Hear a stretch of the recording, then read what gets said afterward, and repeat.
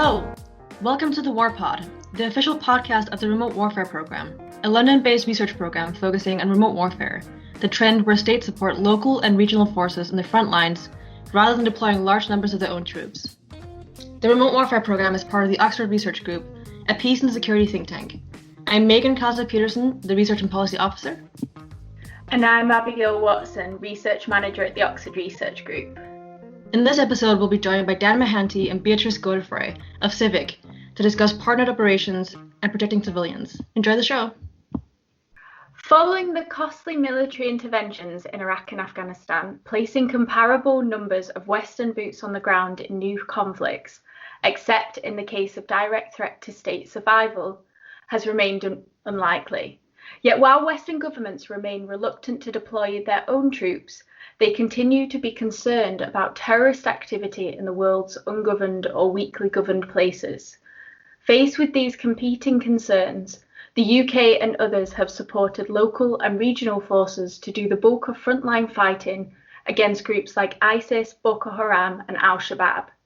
There is an assumption that this allows the UK and others to engage abroad while minimising the risk to their own troops and at the same time building regional capacity so that foreign states can address these threats more autonomously in the future. However, we have noted how it can have a number of unintended consequences, particularly in three key areas. It can shift the cost of war onto civilians and local partners. It can exacerbate rather than alleviate the drivers of conflict in the places the UK is intervening. And it can potentially undermine democratic controls designed to scrutinise and oversee decisions to use force abroad. These risks have also been a key focus of Dan and Beatrice's work at CIVIC, so we are very glad to have them with us to discuss all things partnered operations. So first, can I ask you both to introduce yourselves and your work at CIVIC on this topic? Yeah, hi, my name is Dan Mahanty. I'm the director of the U.S. program for Center for Civilians in Conflict. Hi, I'm Beatrice Godefoy. I'm Europe Director for CIVIC. I'm based out of Geneva, engaging with European stakeholders on this topic, including the French government, the UK government, the Netherlands, as well as the European Union and NATO. Perfect. And can you perhaps, Beatrice, could you start off by telling us about a few ways in which states like the UK, France, and other European countries support partners abroad? So I would say it's as you know, there is as many ways to address partnered operations as there are countries and organizations in Europe. So it's pretty different depending on the organization and country. But maybe what I would like to highlight first is the fact that the Europeans are turning and are prioritizing or preferring, let's say, resorting to partnered military operations or security force assistance for the same reasons, I may say, than the US are doing, but also for very specific reasons linked to Europe collective security.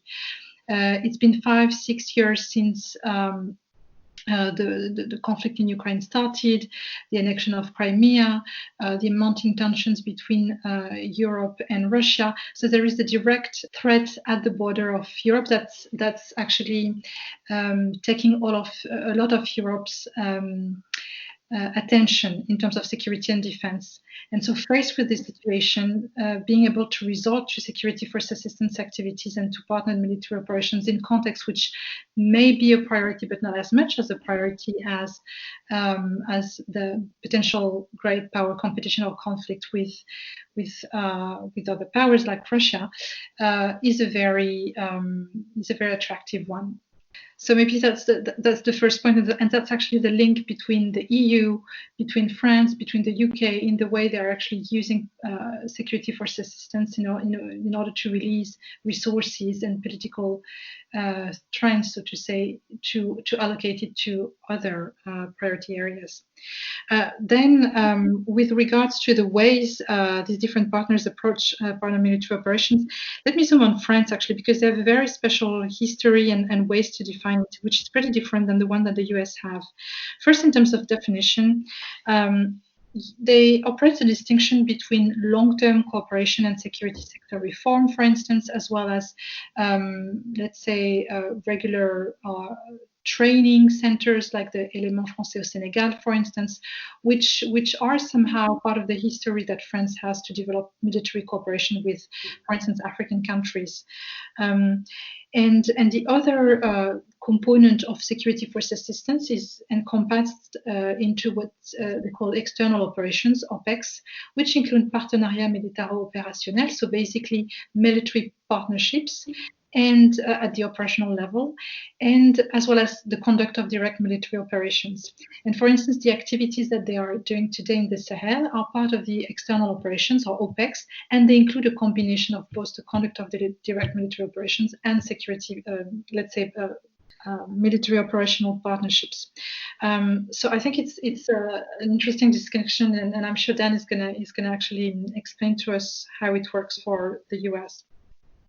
Then if you look today at what are the two main contexts where France is actually involved in partner military operations and involved militarily, so that's the Middle East and the Sahel. And so interestingly, in the Middle East, where they have the Shamal operations, they are present today in this coalition mostly, through a number of different components, but a big highlight since the beginning has been the contribution to airstrikes.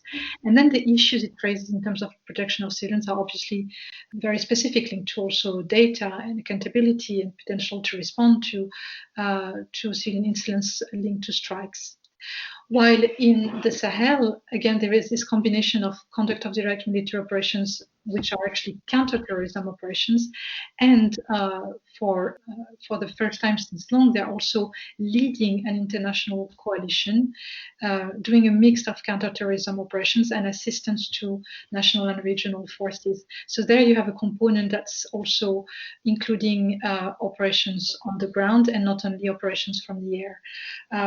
Raising other potential risks and challenges in terms of the protection of civilians. And maybe my last comment on France, and we can discuss this a little bit later in the conversation, is that they have a strong approach for their own operations to IHL, to international humanitarian law, its implementation, as well as to develop or to accompany their military presence with civil military actions. They tend to integrate or to reproduce this model in the way they engage and influence their partners.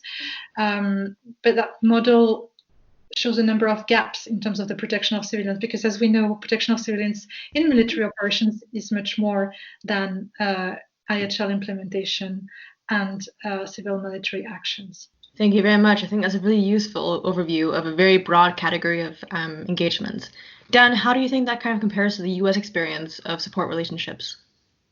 Yeah, it's actually always really fascinating and interesting for me to be able to listen to my colleague describe, how the European governments approach this, because the U.S. context is similar in some ways and distinct in others. Let me start by saying first, thanks to Oxford Research Group for having Beatrice and I on, because it's a really great opportunity to talk about some of the ways in which why this is actually important to us and what we're doing about it.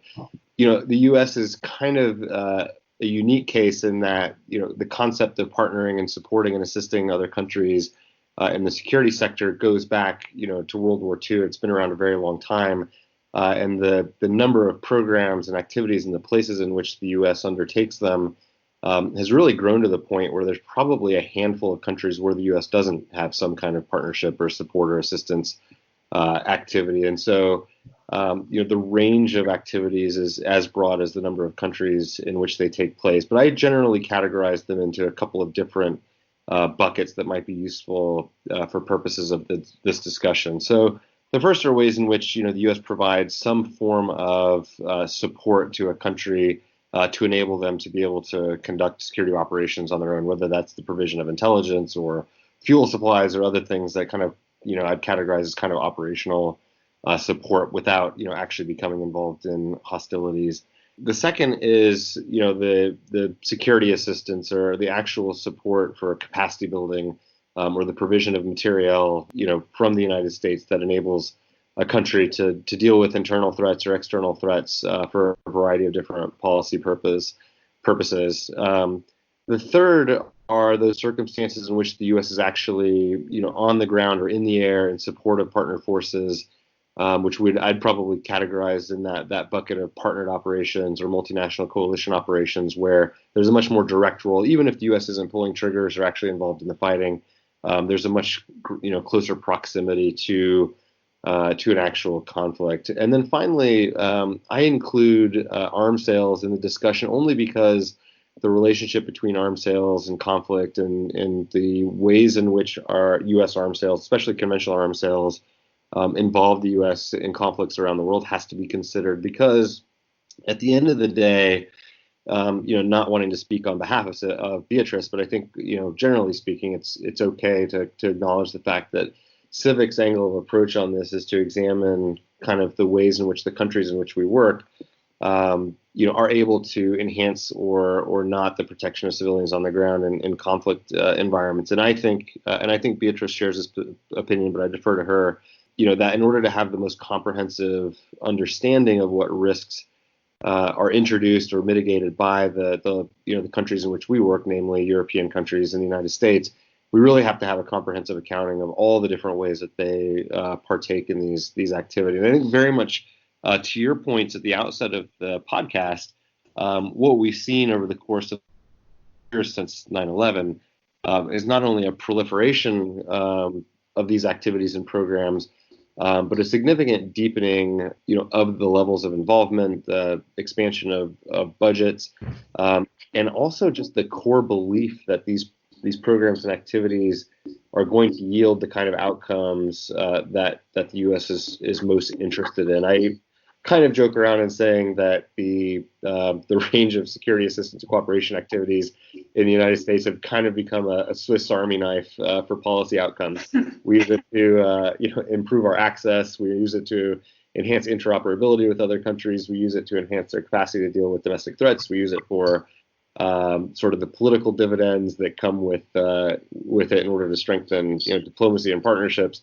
And of course, we also look at them as a means of transactional commercial revenue. So there are a lot of reasons and motivations for doing it, a lot of stated benefits, and a lot of risks that we need to pay attention to. So it's a great topic to be discussing today. I completely agree, and it's always interesting to hear you and Beatrice talk about the Europe and the US respectively, when we hear the exact same concerns and we investigate the exact same concerns in the UK, especially around trying to interrogate whether or not the UK is actually delivering on the claims that it says that partnered operations can bring. I'm interested from CIVIC's point of view, what is the work that CIVIC is doing to try and understand what partnered operations promise and deliver?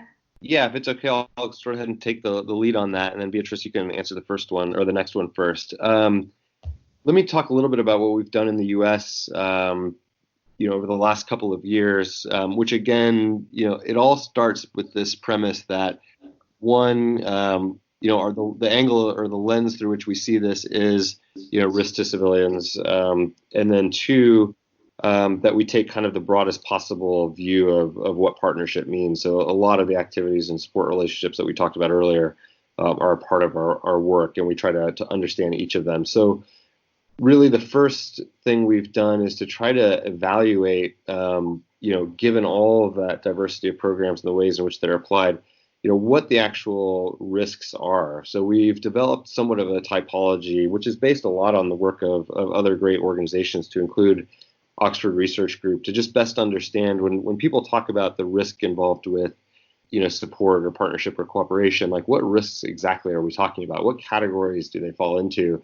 How do you, assign certain risks to some programs and not others? So really trying to organize in a kind of more coherent typology what we think the risk factors are that a company not only acts of partnership, but the risks involved with particular partners.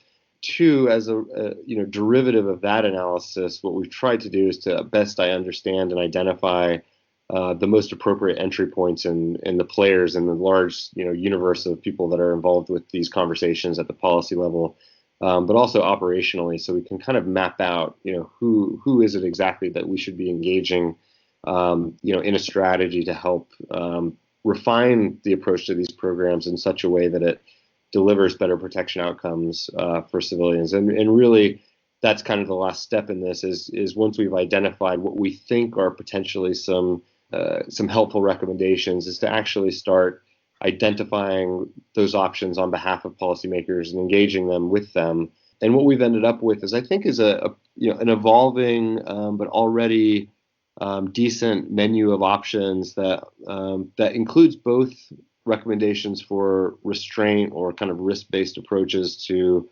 the provision of assistance or the partaking in partnerships, but also some affirmative options for the governments, in my case, the U.S. government, to take advantage of opportunities to reduce risk. So we've written a little bit of public research on this in partnership, in my case, with Center for Strategic International Studies and Interaction. We've engaged with the Pentagon on the development of their new policy on civilian casualties. We've been engaging with other parts of the government. And I can elaborate more on some of the specifics, but that just gives you a general overview of the way we've tackled this. Beatrice, did you want to add anything else? Yeah, just a couple of points.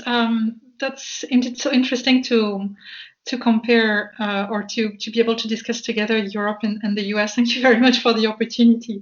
One thing is, when you speak about, when you think about the type of work that you need to do if you want to engage European stakeholders on this question, it's because it's Europe, it's necessarily an addition of different governments and addition plus the EU plus other potential organizations.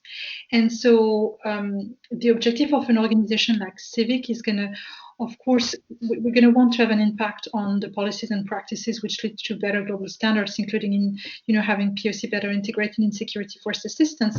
But at the end of the day, we're also doing this because we aim to create a positive impact for the populations on the ground, and especially those which are affected by conflicts today. And so, if we want to have this impact, take a context like the Sahel or like the Middle East, for instance, you need to actually play and work and engage with different countries, with the European Union, of course, with other international stakeholders and regional stakeholders. There are many more actually than Europeans and Americans involved in security force assistance in most of the very sensitive areas in the world, from the Horn of Africa to Middle East to Sahel, and having this possibility to actually engage and influence the interlocutors that can make a difference on the ground. And if you take Europe, since European governments and the EU on critical contexts tend to try and work hand in hand together on these topics, there's going to be a fraction of the response or the leverage that's going to be with one, another fraction that's going to be with the other. So I would say it's a fragmented work. But so as an example of the type of work that we've been developing, it's been as much as engaging with the European Union on the Sahel strategy, on the risk management framework to CSDP mission, which are basically missions and operations related to security and assistance. But it's been also engaging with France, the Coalition for the Sahel, as well as other European governments who are members to the coalition to develop this approach. And then maybe my last point is the approach is fragmented necessarily.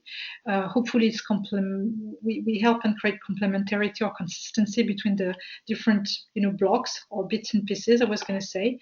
But the difficulty is also that you start with interlocutors who actually have different understandings, awareness, comprehension of what we mean by protection of civilians in military operations. So themselves, for instance, France or the UK, we have a different tradition, a different understanding of what POC means in military operations. And the way they're going to engage with their partners is going to be affected by their own tradition and their own history. So that's a little bit this level of complexity that we need to integrate.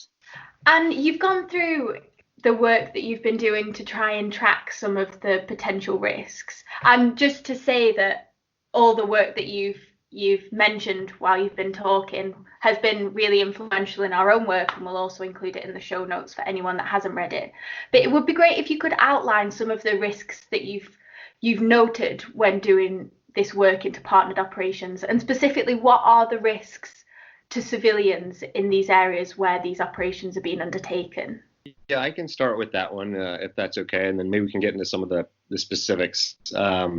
If I start with generalities here, let me start a little bit about the categories I mentioned earlier, because I do think that's helpful to kind of sorting out and making sure that we cover all of the risks in the work which we do, which I think is important, because there isn't as you all know, an abundant literature on this. But I think what tends to happen when we talk about these activities and quote risk, people tend to mentally conjure something in their own minds about what they think that means. And I think a lot of times in my own discussions here in the U.S., people tend to think of it as, kind of what I'd put in the first category, which is that, through its support activities or programs, the U.S. is directly or could directly contribute to, a specific kind of undesired consequence when it comes to risks for civilians, namely, actual misconduct on the part of security forces, human rights abuses, et cetera, exacerbating, corruption by providing material support to a country where the security sector,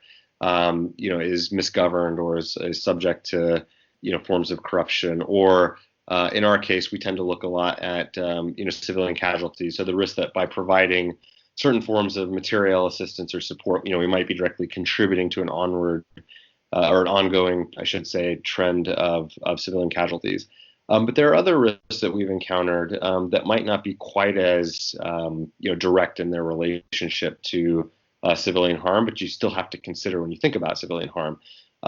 Namely, that acts of partnership can create gaps in the oversight and accountability and the delivery of services from security force actors on behalf of civilians. And that can be, both as a function of intentional and unintentional, forms of partnership. I don't think in most cases the U.S. military wants to contribute to a gap in accountability or, is willing to say that there is that the difference in levels of transparency is anything more than just kind of different sovereign states dealing with their publics in different ways.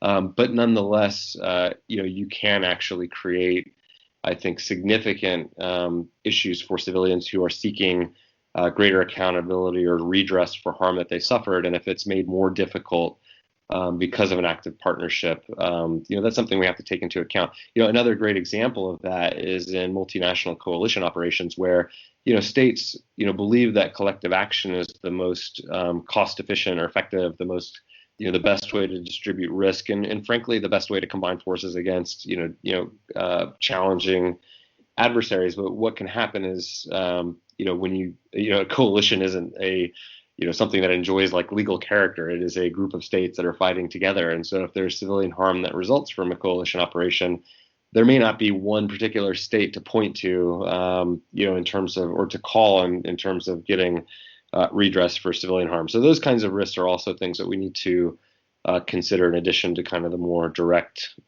directly proximate kinds of risk relationships that people tend to think of.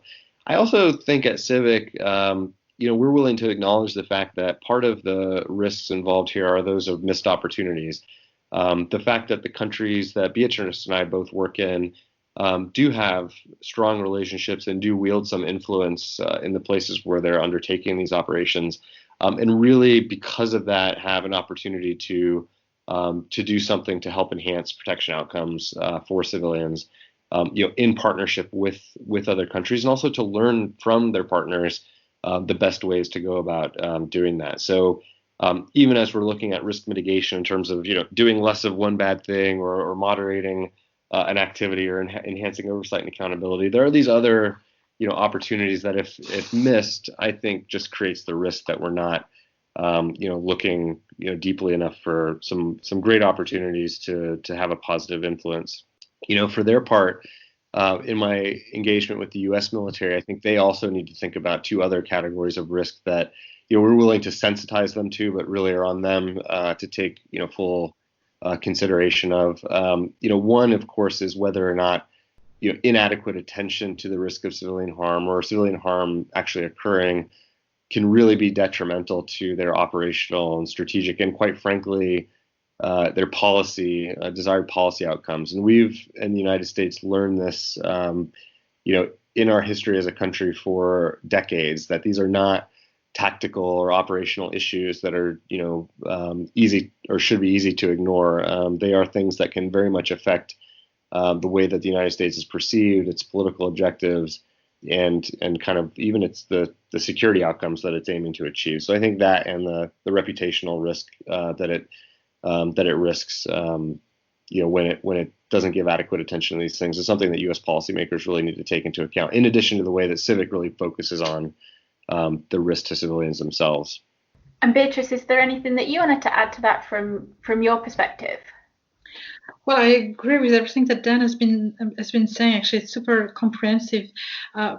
Just a couple of points to add to one of the last points that he said.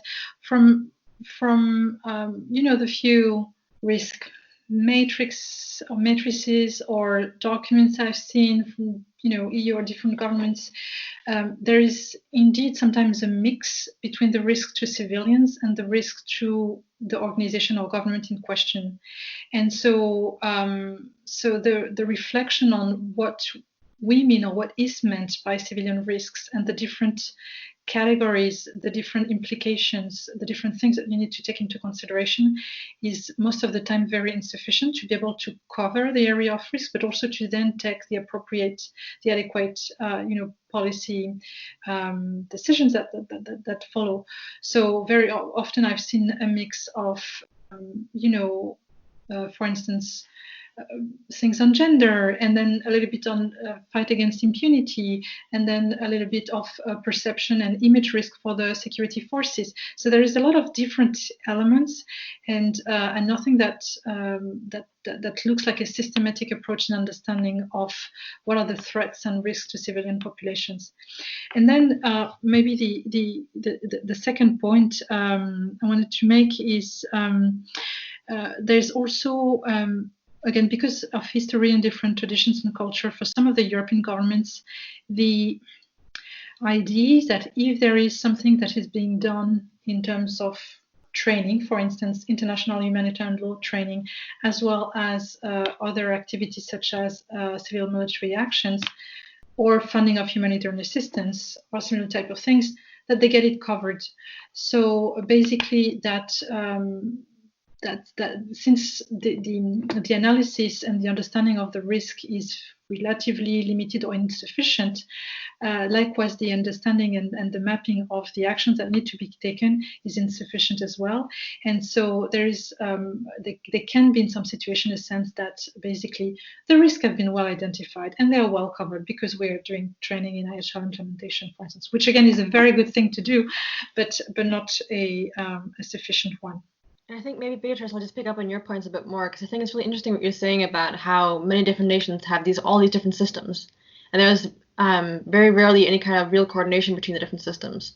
So it'd be good to hear from both of you how states are trying to mitigate against these risks of harm to civilians. It's a tricky one. It's a big question, sorry. Yeah, the question is actually, that's a question on which we need, at least for, there is, again, I'm speaking a lot about the Sahel, but it is the big context where the EU, European governments, France, UK, are all involved today and ramping up their collaboration towards security and counterterrorism objectives. And so we would need more research actually on that.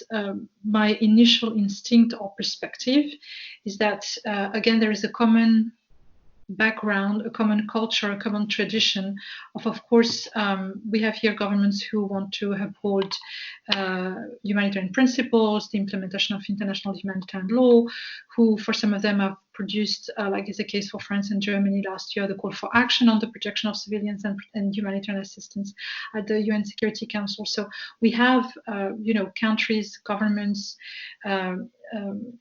the EU, so who have a strong history and tradition to care and support civilians in conflicts.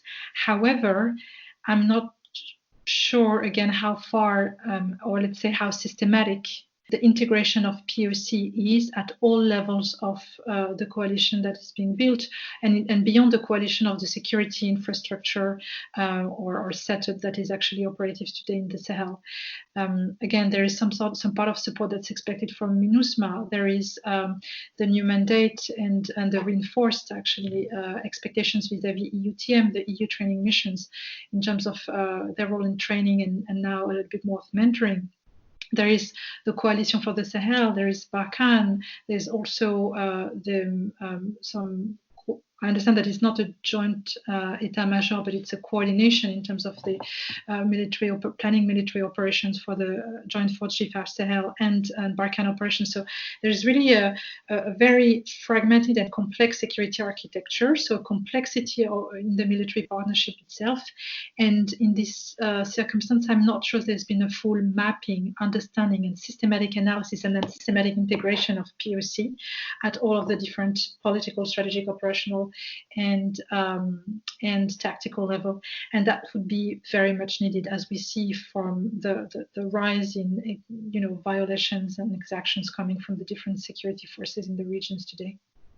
Yeah, I think broadly speaking, I really agree strongly with Beatrice's points. In the U.S., it's interesting. It's a little bit like that saying, they want to have their cake and eat it too. I think in part, it's very difficult to establish, more consistency, and more evenness when it comes to really tackling the risks that are involved with the range of these activities, because it really isn't the primary political objective in a number of places to do so. And I think there's the belief that you can do, just enough risk mitigation at the same time as you're achieving other objectives, even if you're achieving them or pursuing them in ways that could be, detrimental to civilians on the ground. And so I think a couple of things would probably be worth advising. One, I think in cases where either by virtue of the level of support or because of the degree of risk involved, civilian harm, or whether you're defining that as unintentional civilian casualties or human rights abuses or wide-scale, ineffectiveness of the security forces, the U.S. government really needs to elevate, as a policy matter, its attention to minimizing the risk of its own interventions. In other places, it's really not quite that simple, and it's a much more mixed bag of risks, and it's not quite as, it may not come across as disruptive or as potentially even fatal to the success of the overall experiment. And so I think in those cases, the U.S. just like Beatrice mentioned, just needs to come up with, I think, a more systematic approach to the way it's both assessing risk and then being very honest in the way it assesses its capacity to do something about it. There was a great article this morning by your former colleague Emily Knowles on whether or not the inability to measure human rights training is necessarily a bad thing, because I think one of the major points we want to reinforce here is that we don't want people overstating the benefits of certain tactical interventions for risk mitigation if, in fact, they're not having the desired outcome, where a political level approach, a strategy that's kind of nested into the policy on risk mitigation is really what's needed. So I think those two things would be potentially advisable in the way that the U.S. approaches this. But I do think when we go back and look at those buckets of activities, there are ways that you can attend or to each a certain number of things that can be done within the U.S. government to manage risk, if not to mitigate it outright. And happy to talk about some of those things. Thank you both. Again, it really resonates with what we found on the UK front as well, especially this idea that you both spoke to, that when these operations are not given the strategic importance that they need, they end up just becoming a risk-free thing to do something which is probably unrelated to the activity that they are doing. So you have soldiers building capacity of partners to build influence with France, but then what does that mean for the actual effect on the ground, and how much that then improves or hinders the eventual prospects for peace and stability in the places that the UK is intervening. And I think it comes to some of the recommendations that we've laid out as well, this idea that if you are just going in to build influence, or you're just going in to stake the UK claim or build on the UK's objectives, it's going to be completely ineffective unless it's built into an international effort which looks at the actual need in a country and tries to address it. I just like to have conversation at that point, Annette, for a moment. I think that's so true, and that's why I think this research and the work that you guys are doing is so critical as we start to see this, the introduction more and more often of this whole notion of like countering other great powers. And Beatrice mentioned this earlier in these so-called, hybrid environments, as though these places are not independently important on their own right, and as if the people in those countries, don't have a stake to, a claim to their own futures. So I really think that even as we kind of come out of the so-called era of counterterrorism, it's almost as though we're entering a new era where some of these questions are going to be as or more important. So really great point. And then just looking forward around how we address this, just thinking about some of the work that we've been doing and also that you've been doing, Dan, thinking about working with the local level to ask what the true needs are when we go in going forward in understanding partnered operations and how we mitigate against some of these risks. Is the local element going to be an essential part of making sure that we don't make matters worse? I think so. And, I'll speak briefly here because I think Beatrice probably has some, something to say about this as well. I think that question was directed to me, so you can edit out this editorial later. But I do think there is. But, what's interesting is, this idea of interacting with or engaging civilians or civil society or the public is something that one does have some established record in practice when it comes to some kinds of activities, interventions. And it is something that has gained, I think, traction in the way people are talking about, a successful strategy or approach more generally. Where I think we could all stand to benefit would be to tease out some of the specifics. At what stage in the planning, design, implementation, evaluation, even funding of programs, activities, should we be thinking about, or should the U.S. government be thinking about the way it's interacting with local publics? What are the risks involved to local publics, to include civil society in seeking their perspectives? How and where does the burden fall between the U.S. government and its partners when it comes to undertaking those interactions? What are some of the other unintended consequences that we want to avoid in terms of, allowing certain organizations or individuals to set the agenda, and in other words, to make sure that we're, commending an inclusive approach that's going to benefit not just some, but everybody. So there's a lot of work and research to be done in this area that I think is really rich and important. I'll just do a little bit of a self-plug. We're actually we're in the middle of an intense research project right now, looking at some of at least the preliminary aspects of this question, with hopes that we can even do more research down the road. Starting with some of those kind of tactical questions. How do you integrate, consultation and engagement with civilians, with civil society, as a country that is undertaking a form of intervention in a third country? There's a ton of great literature out there on general principles of practice, but very little when it comes to security assistance and cooperation that we think is really worth exploring. So I'll turn over to Beatrice to see what thoughts she has. Thanks, Dan. And I'm sorry, I'm going to pedal back a little bit just to the previous question before speaking to your point on civil society.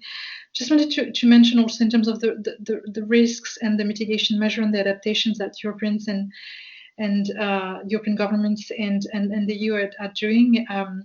There's been, in the context of the Sahel, they have been pushed in an area, or let's say, they have entered certain areas which they were not used to enter before, and the nature of the type of security force assistance activity that they do is fairly different and going into a much more robust approach than what they used to do in the past. For instance, the EU has been with EU training missions doing training since a long time. This includes training on international humanitarian law, but of course many more modules of training today. And we've seen this again with the new mandate. They are looking at how they can be more efficient to support the overall military response and an international strategy. And for that, they are entering into areas such as mentoring.